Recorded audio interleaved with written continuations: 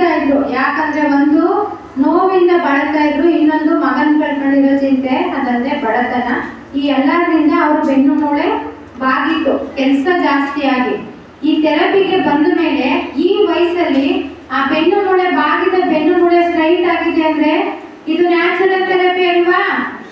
ಈ ವಯಸ್ಸಲ್ಲಿ ಅಮ್ಮಂಗೆ ಅಡ್ಜಸ್ಟ್ ಆಗಿದೆ ಅಂದ್ರೆ ಇದು ನೈಸರ್ಗಿಕವಾಗಿ ಅಂತ ಸಿಗುವಂತ ಥೆರಪಿ.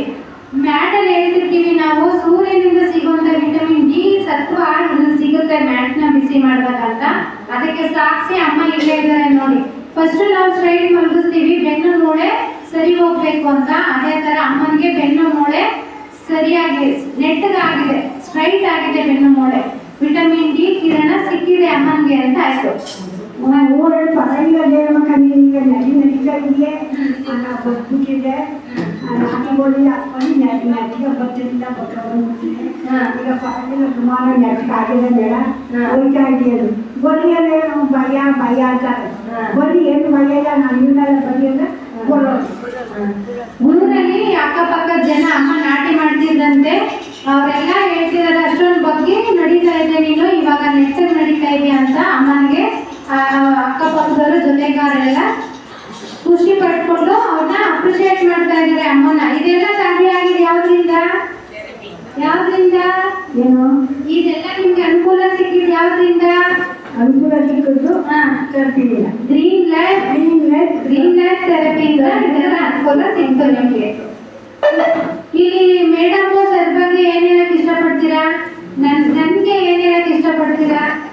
ನಿಮ್ಗೆ ಇಷ್ಟಪಡೋಕೆ ಒಳ್ಳೆಯದಾಯ್ತು ಮೇಡಮ್ ಅವ್ರೆ, ಪರವಾಗಿಲ್ಲ, ಗುಣ ಆಚಾರೆ ನಾವು ಬರ್ತೀವಿ. ನಾವು ಕೋಪ ಮಾಡ್ಕೊಳ್ಳಲ್ವಾ ನಿಮ್ಮ ಮೇಲೆ? ನಾವು ಕೋಪ ಮಾಡ್ಕೊಳ್ಳಲ್ವಾ ನಿಮ್ಮ ಮೇಲೆ? ಮಾಡ್ಕೊಂಡು ನಮ್ಮ ಮಕ್ಕಳಿಗೆ ಜೊತೆ ನೋಡ್ಕೊಳ್ತೀರಲ್ಲ, ಮಕ್ಕಳಿಗೆ ನಮ್ಮ ಮಕ್ಕಳಿಗೆ ಜೊತೆ ನೋಡ್ತೀವಿ, ಉದ್ಯೋಗ ಮಾಡ್ತೀವಿ, ಬೇಜಾರ ಮಾಡ್ಕೊಳ್ತೀವಿ. ನಾವು ಬೇಜಾರ ಮಾಡ್ಕೊಂಡ್ರೆ ನೀವು ಬೇಜಾರ ಮಾಡ್ಕೊಳ್ಳಿ. ಈಗ ಇವನ್ ಖುಷಿ ವಿಚಾರ ಇದೆ, 2 ನಿಮಿಷಕ್ಕೆ ಮುಂಚೆ ಅನ್ಸ್ಕೊಂಡ್ರೆ ನಮ್ಮ ಜೊತೆ. ಏನದು ಖುಷಿ ವಿಚಾರ? ಇವಾಗ ನನ್ನ ಜೋಬಲ್ಲಿ ನೀವು ದುಡ್ಡಿಟ್ರೆ ಏನಕ್ಕೆ ಅದು? ಯಾಕಮ್ಮ ಇಲಾಖೆ ರೈತು ಮನೆಗಳ ಮೊಮ್ಮಕ್ಕಳು, ನಾನು ಮನೆಗೆ ಜಾಸ್ತಿ ಪಕ್ಕಕ್ಕೆ ಬಂದು ನೋಡ, ನಾವು ಕಾಲಿ ನೋವು ಬಂದಾಗ 10 ನಿಮಿಷ ಮನಿಕಮ್ಮ ಮನೇಲಿ ಹಾಕೊಂಡು ಇಲ್ಲೇ ಫ್ರೀ, ಇಲ್ಲಿಗೆ ಬಾಮ್ಮ ಅಂತ ಹೇಳ್ತಾ ಇದ್ವಲ್ಲ ನಾವು. ಫ್ರೀ ಅಲ್ಲಿಂದ ನಾವು ಬರೋಕಾಗಬೇಕು, ನಾಟಿ ಗೊತ್ತಾಗಲ್ಲ. ಇನ್ನೊಂದು 2 ತಿಂಗಳು ನಾಟಿ ಗೊತ್ತಾಗ ನಾಟಿ ಸೇರ್ಕೊತೀನಲ್ಲ. ಆರೋಗ್ಯ ಬೇಕು, ದುಡ್ಡು ಬೇಕು ಅಂತ. ನೀವೇ ಫ್ರೀ ಆದ್ರೂ ಡೈಲಿ ನಾವು 2 ಬಸ್ ಹತ್ತಿ ಬಸ್ ಹಿಡಿದು ಬರೋಕ್ಕಾಗಲ್ಲ, ವಯಸ್ಸಾಗೈತೆ. ಜೊತೆಗೆ ಸ್ಟ್ರಾಂಗ್ ಆಗಿದಾರಲ್ಲ, ಈಗ ಇನ್ನು ಕೂಲಿ ಕೆಲಸ ಮಾಡ್ಬೋದು.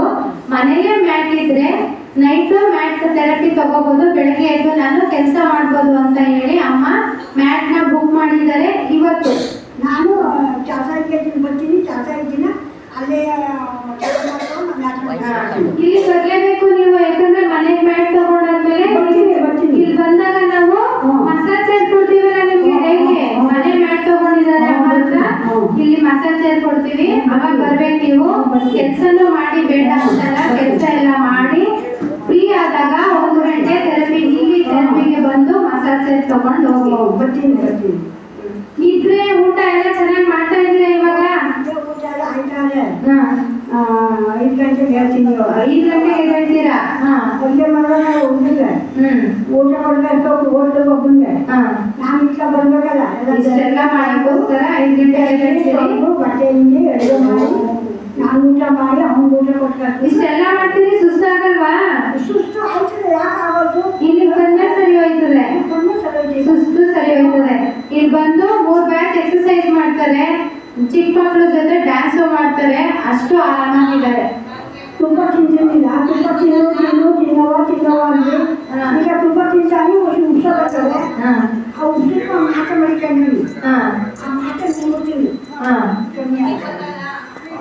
ತುಪ್ಪ ತಿಂತಾ ಇರ್ಲಿಲ್ಲಂತೆ ಅಮ್ಮ ಇಲ್ಲಿ ಬರೋಕ್ಕಿಂತ ಮುಂಚೆ. ಇವಾಗ ತುಪ್ಪ ತಿಂತಾ ಇದ್ದಾರಂತೆ, ಅದಕ್ಕೂ ಥೆರಪಿ ಸಹಾಯ ಮಾಡಿದೆ. ಬನ್ನೇನೆ ತಿನ್ಕೋತೀವಿ, ಮುಂದೆ ಕಟ್ಕೊಂಡು ಗಾಳಿ ಹಾಕತ್ತೀವಿ. ಏನೇನ ಗಾಳಿಗಳು ಮನೇಲಿ ಇವಾಗ ಅದೇನಾಯ್ತು ತುಪ್ಪನೇ ಸೇರ್ತಿರ್ಲಿಲ್ಲ, ಈಗ ಮತ್ತೆ ತಿನ್ನ ಶುರು ಮಾಡಿದ್ದಾರೆ. ಮಕ್ಕಳು ಹೇಳಿದ್ಮೇಲೆ ಎಣ್ಣೆಗಳು ತುಪ್ಪವ ಉಪಯೋಗಿಸ್ತಾನೆ, ಈಗ ಇಷ್ಟ ಅಂದ್ರೆ ಉಪಯೋಗಿಸ್ತಾನೆ. 15 ದಿವಸದಿಂದ ಅಮ್ಮ ತುಪ್ಪ ತಿಂತಾ ಇದ್ದಾರಂತೆ. 4 ವರ್ಷ 5 ವರ್ಷ ಬಿಟ್ಬಿಟ್ಟಿರೋರು ಕೆಮ್ಮು ಬರುತ್ತೆ ಅಂತ ಮತ್ತೆ ಎದೆನೋ ಬರುತ್ತೆ ಅಂತ ಬಿಟ್ಬಿಟ್ಟಿದ್ರಂತೆ. ಥೆರಪಿಗೆ ಬಂದ್ಮೇಲೆ ಅಮ್ಮ ತುಪ್ಪ ತಿಂತಾ ಇದ್ದಾರೆ. ಅದೇ ಗಡೆ ಹಾಕಿ ಗೋಮ ದೊಂಬಿಟ್ಟರೆ ಗೆದ್ದು ಬಾಕ ತಿಂತಾರ ಅದು ಬುಟ್ಟ ಬುಟ್ಟಿಯಾಗ.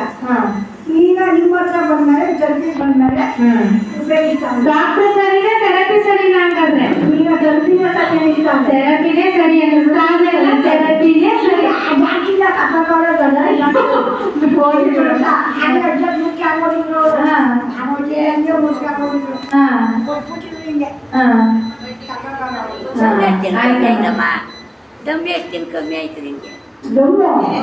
ದಮ್ಮು ನೀರು ಗೊತ್ತಾಗ್ತಿ ಕೆಲವು ತಿನ್ಕೊಂಡೆ ಡಾಕ್ಟರ್ ಹತ್ರ ಹೋಗಿ ತೋರ್ತಿದ್ದೀವಿ. ಇಲ್ಲಿ ಬರೋಕ್ಕಿಂತ ಮುಂಚೆ ಬರ್ತಿತ್ತು ಸಾಂತ ಹಾಸ್ಪಿಟಲ್ ತೋರಿಸಿದ್ರು. 2 ತಿಂಗಳು ಆಯ್ತು ನಾನು ಸಾಂದ್ರಸ್ಪತ್ರೆ ಜಾಸ್ತಿ ಹೋಯ್ತಾ ಇಲ್ಲ, ಮೈಕೈ ನೋವು ಹೋಯ್ತಾ ಇಲ್ಲ. ಥೆರಪಿಗೆ ಬಂದು 2 ತಿಂಗಳು ಆಯಿತು. ಈಗ ಇಲ್ಲ ಮಾತ್ರ ಥೆರಪಿಗೆ ಬಂದು 2 ತಿಂಗಳಾಯ್ತು. 2 ತಿಂಗಳಿಂದ ಜ್ವರ, ಕೆಮ್ಮು, ದಮ್ಮು, ಮೈಕೈ ನೋವು ಏನು ಇಲ್ಲ. ಅಮ್ಮ ತುಂಬಾ ಚೆನ್ನಾಗಿ ಆರೋಗ್ಯವಾಗಿದ್ದಾರೆ. ಬರೋರಿಗೆ ಏನು ಇಷ್ಟಪಡ್ತೀರಮ್ಮ? ಏನು ಆಗುದಿಲ್ಲ. ಎದುರು ಬಳಿ ಬಂದು ಕೆಮ್ಮು, ಮೈಕೈ ನೋವು, ಜ್ವರ, ತಲೆನೋವು, ದಮ್ಮು ಎಲ್ಲ ಕೊಲೆಸ್ಟ್ರಾಲ್ ಎಲ್ಲ ಹೋಯ್ತದೆ. ಶಾಂತಕಾಯಿಗಳು ತೋರ್ಕೊಂಡವರು ಎಲ್ಲ ಬನ್ನಿ ಅದಕ್ಕಾಗಿ ಒಬ್ಬನಾಗಿ ಅಂತ ಹೇಳ್ತಾರೆ. ಆಯ್ತಮ್ಮ. ಅಮ್ಮ ಹೇಳ್ತಿದ್ದಾರೆ ಒಂದೇ ತರ ಅಲ್ಲ, ಬರೀ ಅವ್ರಿಗಿರೋ ಸಮಸ್ಯೆ ಮಾತ್ರ ಅಲ್ಲ, ಮನುಷ್ಯರಿಗೆ ಬರೋಂತ ಪ್ರತಿಯೊಂದು ಸಮಸ್ಯೆಗೆ